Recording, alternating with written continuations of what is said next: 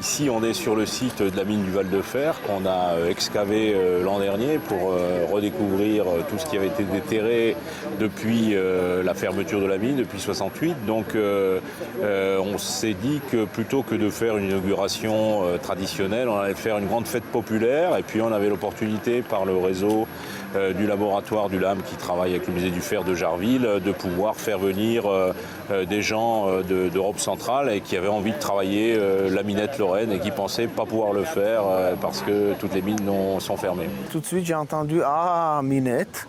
un minerai dont je ne savais du tout pas où il se trouve, est-ce qu'on peut encore le franchir. Mais oui, il y en a plein ici. Alors c'était une occasion. Et ça c'est la minette, le minerai local. On dit que ce sont les deuxièmes plus grandes réserves mondiales de fer après les Grands Lacs au Canada. Malheureusement du fer phosphorique. Cassable. C'est un réseau scientifique européen qui a pour vocation de retrouver les techniques anciennes de modelage du fer dans l'ère pré-industrielle. Donc en même temps qu'ils font des démonstrations pour les spectateurs de la fête, eux-mêmes, entre eux, ils analysent scientifiquement les résultats de leur expérience à partir de la minette Lorraine sur les réductions des temps pré-industriels avant le 19e siècle. On a aménagé le carreau de façon à ce qu'il puisse s'installer comme il se serait installé il y a 1000 ans ou il y a 500 ans. Et donc on a reconstitué tout le processus à partir de la charbonnière qui a été mise en route lundi jusqu'à la forge aujourd'hui de produits plus finis. Autour de ces démonstrations-là, on a quelques films à projeter un peu sur l'histoire sociale du secteur, puis de la musique, parce que dans une ville ouvrière, tout se termine toujours en musique, donc c'était important aussi qu'on puisse faire de la musique. Et puis quelques tirs d'artillerie, l'artillerie qui a été moteur du développement du fer.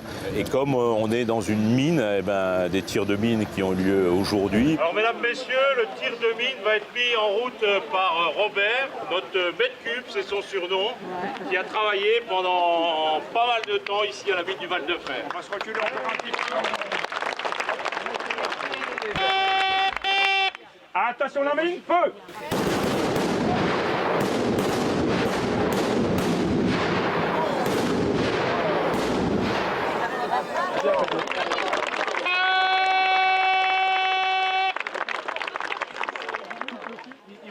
Écoutez bien ce qu'il dit, parce que... Notre objectif, c'est d'ouvrir à partir du site un centre de préformation au métier du fer, donc se servir en fait du support de rénovation du patrimoine, en particulier ici les wagons ou les rambardes de sécurité à fer, pour pouvoir initier des jeunes et peut-être un peu plus tard des moins jeunes au métier du fer et ensuite les envoyer dans les formations qualifiantes du fer, tout ça en liaison avec la communauté de communes de Moselle et Madon.